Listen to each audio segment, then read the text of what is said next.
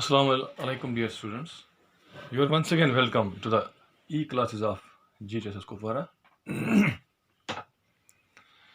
آج کا ہمیں جو ٹاپک پڑھنا ہے وہ چیپٹر کا نام ہے challenge to the national integration. قومی یکجہتی ہندوستان کے حوالے سے ہم دیکھتے ہیں. قومی یکجہتی نیشنل انٹیگریشن کے جو چیلنج ہیں ہمارے سلیبس کے حوالے سے وہ ہیں کمیونلزم، ریجنلزم، کاسٹزم. تو ان میں سے آج ہم جو پڑھیں گے وہ ہے کمیونلزم. کمیونلزم سے کیا مراد ہے، اس کی کیا ڈیفینیشن ہے، اس کا کانسیپٹ کیا ہے، اس کے وجوہات کیا ہوتے ہیں، یہ کمیونلزم کیسے وجود میں آ جاتا ہے، اس کے پیچھے کون سے محرکات ہوتے ہیں. تو اس کمیونلزم کی وجہ سے کیا کیا نقصانات ہیں، کیا کیا ڈی میرٹس ہیں، ڈس ایڈوانٹیج کیا ہیں کمیونلزم کے، اور اب ہم اس کمیونلزم کو کیسے ہم اس کو قابو میں کریں، کیسے ہم اس کا علاج کریں. تو اس کو ہم آج ڈیٹیل میں دیکھیں گے اور پڑھیں گے. دیکھو جی، چلو شروع کرتے ہیں. کمیونلزم دیکھو، چونکہ یہ کلاس 11th کی سوشولوجی کا چیپٹر ہے، آپ لوگوں کو یاد ہوگا کہ 11th میں جب ہم نے بیسک کانسیپٹس آف سوشالوجی پڑھے تھے، اس میں ہم نے جانا تھا کہ سوسائٹی کسے کہتے ہیں اور کمیونٹی کسے کہتے ہیں. تو وہ اس میں ہم نے دیکھا ہے، سمجھا بھی ہے کمیونٹی کی ڈیفینیشن کیا ہے، وہ ہوتا کیا ہے، اس کا کانسیپٹ. آج ہم دیکھیں گے کمیونلزم سے کیا مراد ہے. اس کی ایک ڈیفینیشن جو ہے رام آہوجا نے ڈیفینیشن دی تھی، ایک سمپل سی ڈیفینیشن، وہ ہے کہ کمیونلزم سے مراد ہے جب کسی ایک مخصوص کمیونٹی کے لوگ دوسری کمیونٹی کے لوگوں کے ساتھ، جن کا مذہب الگ ہو، دوسری مذہب کی کمیونٹی کے ساتھ بہت ہی سخت یا نقصان پہنچانے والا رویہ اختیار کریں، تو وہ کہلاتا ہے کمیونلزم. اب یہ کمیونلزم ہم یہ نہیں کہیں گے کہ ایک شخص جو اپنی کمیونٹی کی بہبودی کے لیے کام کرتا ہے تو وہ کمیونل ہے اس اعتبار سے کہ وہ اپنی کمیونٹی کی بہبودی کے لیے کام کرتا ہے. کیا اپنی کمیونٹی سے محبت رکھنا، اپنی کمیونٹی کی بھلائی کے لیے سوچنا، کیا یہ کمیونلزم ہے؟ کیا اس کو بھی کمیونلزم کہیں گے؟ ٹیکنیکلی بالکل بھی ہم اس کو کمیونلزم نہیں کہیں گے. کمیونلزم کا آغاز اس سٹیج سے ہوتا ہے جب ایک کمیونٹی میں رہنے والے لوگ یا ایک مخصوص کمیونٹی سے وابستہ لوگ دوسری کمیونٹی کے لوگوں کے ساتھ ان کا رویہ بہت سخت اور نقصان پہنچانے والا، نقصان دہ رویہ ہو. تو وہ اس حد تک جب کمیونلزم پہنچے، کمیونٹی کی محبت پہنچے اپنی کمیونٹی کی، تو وہ کمیونلزم کی فارم اختیار کر لیتا ہے.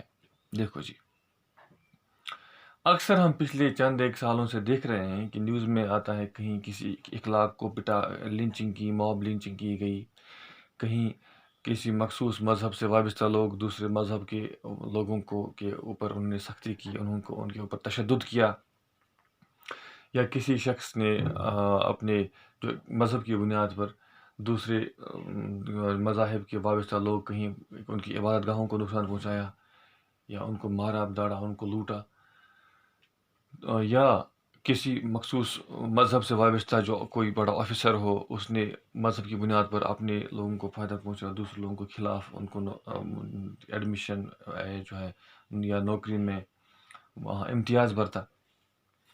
تو اس کے پیچھے جو ہے وجوہات ہوتے ہیں. اگر یہ ہو کہ مذہب کی بنیاد پر ایک کمیونٹی دوسری کمیونٹی کو جو ہے تفاوت اور امتیاز کا شکار کروائے، تو وہ کہلاتا ہے کمیونلزم.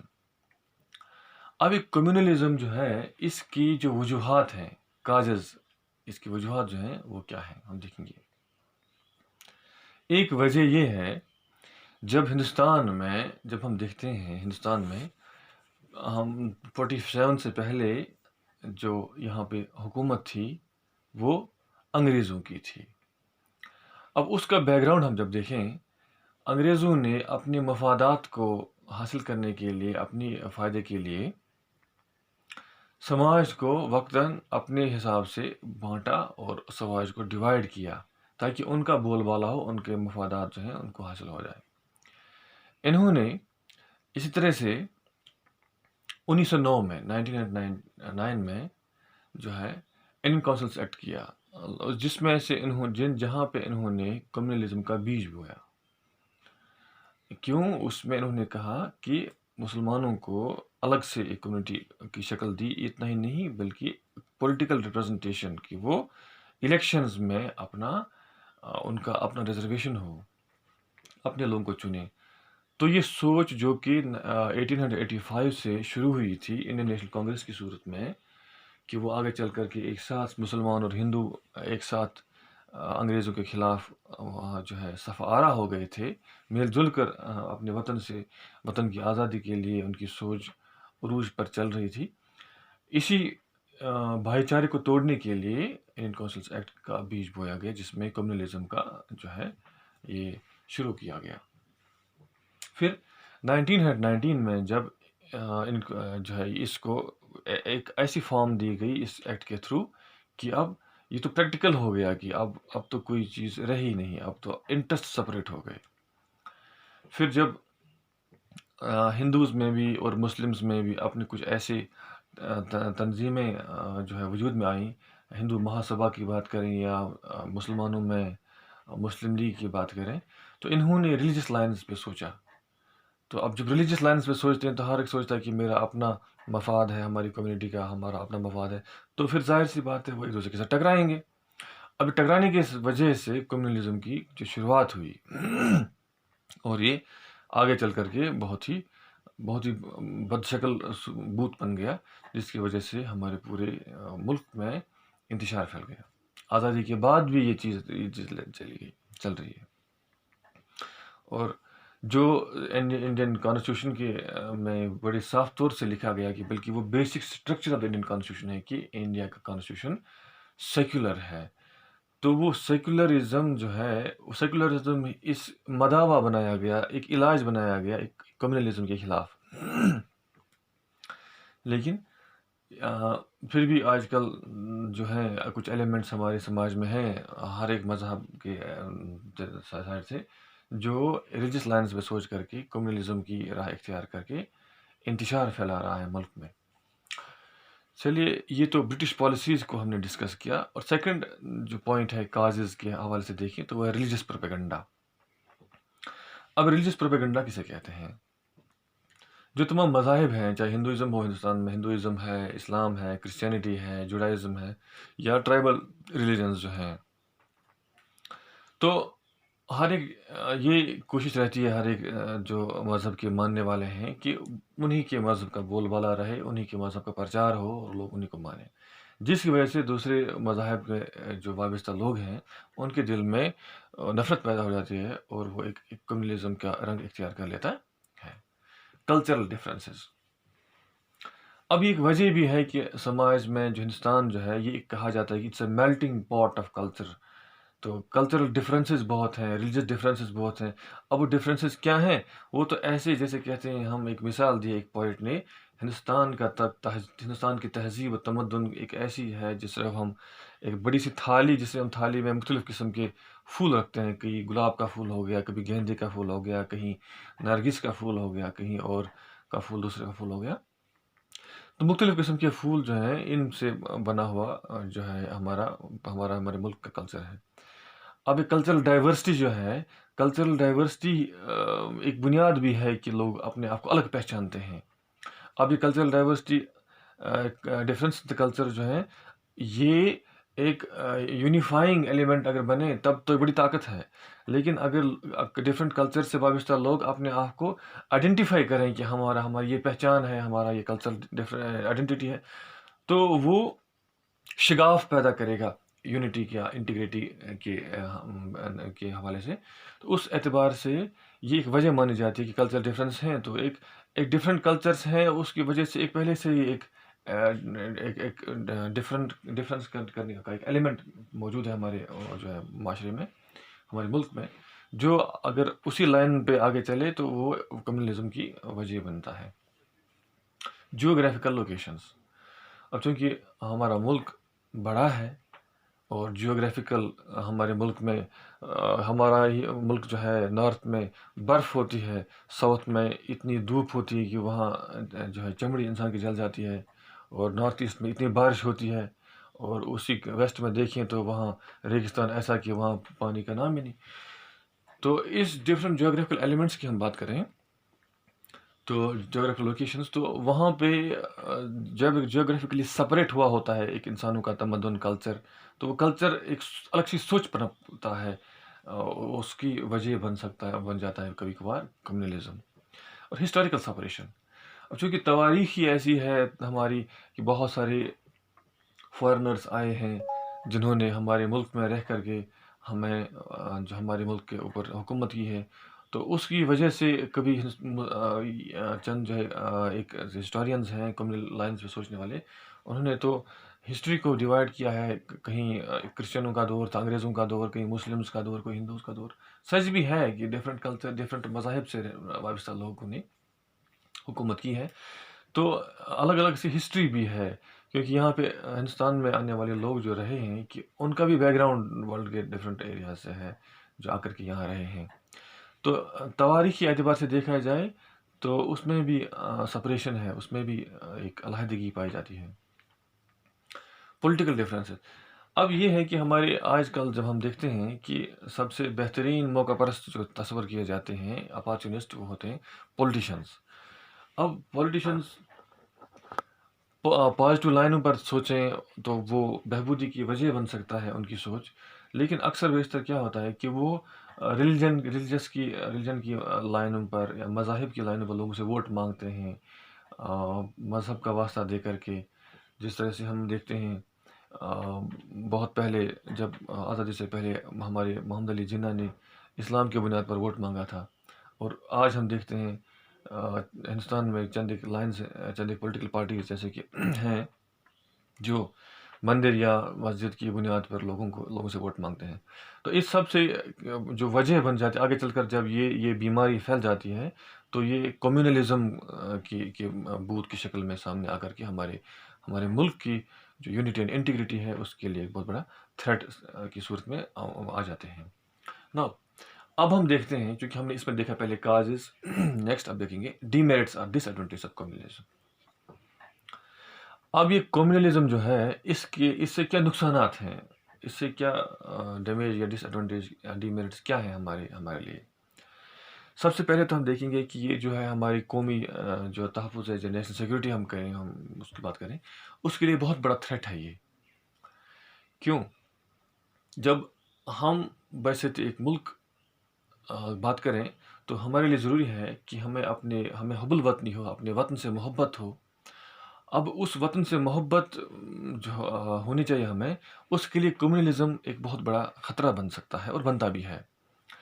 اگر ہم اپنے ریلیجس لائنس پہ ہماری آئیڈینٹی کو سپریٹ کریں کہ ہم مسلمان ہیں، کہ ہم مسلمس کی جو تناظر میں اپنے آپ کو تولیں، وہ ہندو ہیں تو وہ اپنے ہندو طریقے سے سوچیں، یا ہم کرسچنس ہیں، ہم عیسائی ہیں اور وہ سکھ ہیں، یا ہم پارسی ہیں یا کچھ ٹرائبل ریلیجن سے وابستہ ہیں. تو اس سے سماج، ہمارا ملک جو ہے بٹ جاتا ہے. ہمارے ملک میں جو ہمارے لوگوں کی سوچ ہے وہ بڑھ جاتی ہے. اب جو پورا قومی یکجہتی ہے، قومی سیکورٹی، چائنا اگر حملہ کرے گا وہ یہاں نہیں دیکھے گا کہ مسلمان کون ہے اور ہندو کون ہے، کرسچن کون ہے. کرسچن کو ماریں گے، ہندو کو چھوڑیں گے تو کرسچن کو ماریں گے. ایسا نہیں ہے. ایز اے قوم، as a religion, as a nation, we have to stand united. تو اس کے لیے سب سے بڑا تھریٹ جو ہے وہ ہے کمیونلزم. دوسرا یہ ہے اکنامک لاس جو ہے، یہ ظاہر سی بات ہے اگر ہم اپنے ایک دوسرے کے ساتھ ایسے رشتوں میں وابستہ رہیں جو بہت ہی خطرناک اور نقصان دہ ہیں، ایک دوسرے کو جو ہے دہشت کی نگاہ سے دیکھیں، تو ظاہر سی بات ہے ہماری معاشی ترقی نہیں ہو پائے گی، اکنامک لاس بھی ہو جائے گا. اب پولیٹیکل انسٹیبلٹی آ جائے گی. اب جب ہم ایک دوسرے کے ساتھ جگڑ رہے ہیں، بجائے اس کے کہ ہم یونائٹڈ رہیں، ہم کمیونل لائن پہ سوچتے ہیں، ظاہر سی بات ہے ہماری پولیٹیکل انسٹیبلٹی آ جائے گی. اور threat to national unity and integrity, یہ میں نے پہلے بھی آپ کو بولا ہے کہ نیشنل یونٹی جو ہے، نیشنل انٹیگریشن جو ہے، اس کا سب سے بڑا چیلنج جو ہے ان میں سے ایک کمیونلزم ہے، کیونکہ کمیونلزم ہماری سوچ کو، ہمارے جو ہے ہماری نیت میں جو ہے وہ کھٹاس پیدا کرتا ہے، جس کی وجہ سے ہم ایک دوسرے کے ساتھ وہ بھائی چارہ، وہ فریٹرنیٹی، ہماری وہ جو کانسٹیٹیوشنل ڈیوٹی ہے اس کو نہیں نبھا پاتے ہیں۔ تو یہ ہیں ڈی میرٹس اور ڈس ایڈوانٹیج آف کمیونلزم۔ اب ہم دیکھیں گے کہ ریمیڈیل میجرس، اب ہم کیا کریں؟ بیماری لگ گئی ہے، کمیونلزم ہمارے سماج میں ایک حقیقت ہے، اب ہم کیا کریں؟ اس کا مداوع کیا، اس کا حل کیا ہے؟ اب ہم اس کے لیے کون سے اقدامات اٹھائیں؟ پہلا یہ ہے کہ ہم لوگوں میں اویئرنیس پیدا کریں کہ ایز اے نیشن ہمارے لیے نیشنل انٹیگریشن کا ہونا کتنا اہم ہے، اور سب سے اوپر، بھلے ہی ہم کسی الگ الگ مذاہب سے وابستہ ہوں، بھلے ہماری سوچ الگ الگ ہو، لیکن ہم ایز اے قوم ایک ہیں، we have to stand united. تو یہ اسپرٹ جب سب سے پرائمری سوچ سے ہماری بن جائے گی، سب سے اہمیت جب ہمارے دماغ میں پائے گا، تو پھر کمیونلزم کی جو بیماری ہے وہ کمزور ہو کر کے ہماری سوچ سے، ہمارے روح سے، ہمارے ملک سے دور چلی جائے گی۔ دوسرا ہے پیس کمیٹیز۔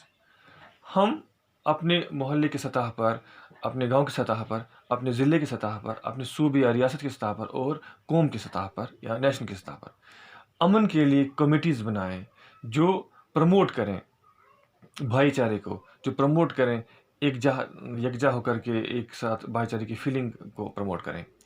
اور اگر کہیں پہ مذہب کی بنیاد پر دنگے ہوں تو اس کو وہ کیسے روکیں یا اس کو پہلے سے ہونے نہ دیں۔ تو یہ پیس کمیٹیز کا ہمارے لیے کام رہے گا۔ سپرویژن آف میڈیا، دیکھو جی، میڈیا کا ہماری سوچ کے اوپر، اگر ہم ہندوستان کی بات کریں، ہماری سوچ کے اوپر سب سے بڑا امپیکٹ ہے۔ اب میڈیا جو چینلز ہیں، چاہے وہ الیکٹرانک میڈیا ہو، پرنٹ میڈیا ہو، سوشل میڈیا ہو، تمام جو ذرائع ہیں میڈیا کے، ان کے ذریعے سے جو ہے ہم وہی سوچتے ہیں جو ہمیں سوچنے پہ مجبور کیا جاتا ہے۔ اکثر آج ہم دیکھتے ہیں ہمارے پاس جو ہے وقت کی بہت قلت رہتی ہے لوگوں کے پاس۔ اب وہ خود ریسرچ نہیں کرتے ہیں، چونکہ ملک بڑا ہے، فلاں جگہ پہ کیا ہوا، فلاں جگہ پہ مذہبی دنگے ہوئے یا کچھ اور ہوا۔ اب اس چیز کو میڈیا جس طریقے سے پیش کرے، ہم اس کو جوں کے توں لیتے ہیں اور اسی طریقے سے ہم ریئیکٹ کرتے ہیں۔ تو میڈیا ہماری سوچ، ہمارے ذہن کا انکلینیشن آف مائنڈ جو ہے، اس پہ ہمارے آج کا جو میڈیا ہے ہم دیکھتے ہیں، اس پہ وہ پورا کنٹرول کیے ہوئے ہے۔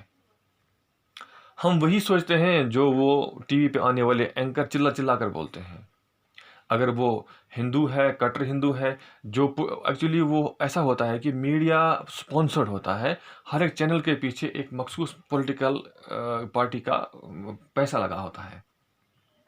تو وہ آگے چلا گلا پھاڑ کر وہ جو ایکٹنگ کرتے ہیں یا وہ اداکاری کرتے ہیں کسی مخصوص پولیٹیکل پارٹی کے ہت میں، ان کے فائدے میں، تو وہ ہم اس وقت ہم تو ریکگنائز نہیں کر پاتے، ہمیں پتہ بھی نہیں ہوتا کون سی پولیٹیکل پارٹی اس کے پیچھے ہوتی ہے۔ نارمل جو انڈینز ہوتے ہیں، اس سے یہ نتیجہ یہ نکلتا ہے کہ اگر وہ مسلمانوں کے خلاف بولتا ہے تو ہندوز میں جوش آ جاتا ہے اور مسلمانوں کے خلاف ہو جاتے ہیں، اور اگر وہ مسلمانوں کے ہت میں، بہت کم ہیں ایسے میڈیا جو مائنارٹیز کا تو زیادہ نہیں ہے وہاں پہ، تو ایسا ہو جاتا ہے، پھر ایک ایسا ماحول بن جاتا ہے کہ کمیونلزم کو جو پروموشن مل جاتی ہے۔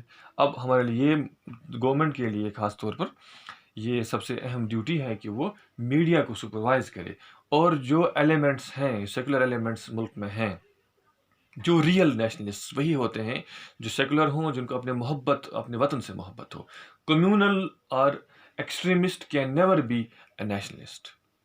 چاہے وہ ایکسٹریمسٹ ہندو ہو، ایکسٹریمسٹ مسلم ہو، وہ کبھی اپنی قوم سے محبت نہیں کر سکتا، بلکہ وہ خود غرض ہوتا ہے۔ وہ ایک مخصوص فائدے کے لیے، موسٹلی اپنی اکنامک بینیفٹ کے لیے ڈھال بنا لیتا ہے مذہب کو۔ وہ کبھی اپنی قوم کو محبت کرنے والا نہیں ہو سکتا۔ قوم کو محبت کرنے والا وہی ہو سکتا ہے، سب سے بہترین قوم کو محبت کرنے والا ہو سکتا ہے جو اپنے اپوزٹ ریلیجن اپنے دوسری مذاہب سے جو رہنے والے لوگوں سے بہتر رشتہ بنا پائے، وہی سب سے بڑا نیشنلسٹ ہوتا ہے۔ ٹھیک ہے، نیکسٹ از سپریسنگ ایکسٹریمزم۔ اب جو ایکسٹریمزم ہے اس کو سپریس کرنا، ایک انتہا پسند جو سوچ ہے اس کو کنٹرول کرنا، اور special courts for fair and fair trial.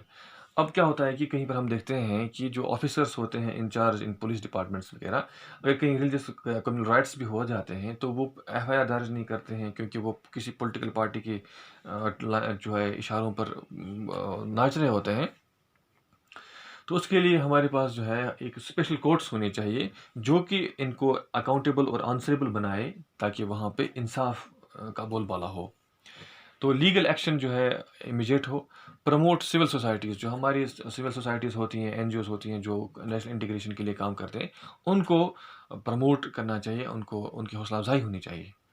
تو انٹریکشن امونگ ڈفرینٹ ریلیجیس لائنس، جو مختلف مذاہب سے لوگ وابستہ ہوں، تو ایک پلیٹ فارم جو ہے سول سوسائٹی کو فراہم کرنا چاہیے، جہاں ڈفرینٹ مذاہب سے رہنے والے بڑے بڑے جو ہیں عالم ہیں، تو وہ علماء حضرات وہاں پہ آ کر کے نیشنل انٹیگریشن اور یونٹی کو پروموٹ کرنے کے لیے ڈسکشنز کریں، وہاں تقاریر کریں اپنے ڈفرینٹ میڈیاز کے تھرو، جس سے کمیونلزم کی بیماری کم ہو کر کے ایک نیشنل یونٹی اور انٹیگریشن کی فیلنگ ایک ہمارے ہندوستانیوں میں، ہمارے لوگوں میں پیدا ہو جائے. This was all about the communalism. ہم نے آج دیکھا کہ کمیونلزم ہوتا کیا ہے. ہم نے ایک رام آہوجہ کی ڈیفینیشنس میں دیکھی، اس کے بعد اس کے ہم نے کازز دیکھے، اس کے بعد میرٹ ڈی میرٹس ہم نے دیکھے، اس سے کیا نقصانات ہو جاتے ہیں، اور الٹیمیٹلی ہم نے دیکھا کہ ریمیڈیل میجرز کیا ہم ہوتے ہیں جن کے ذریعے سے ہم کمیونلزم کی جو بیماری ہے، کمیونلزم کا جو ہے تھریٹ ہے ہمارے نیشنل انٹیگریشن کے لیے، اس کو کم کر سکتے ہیں.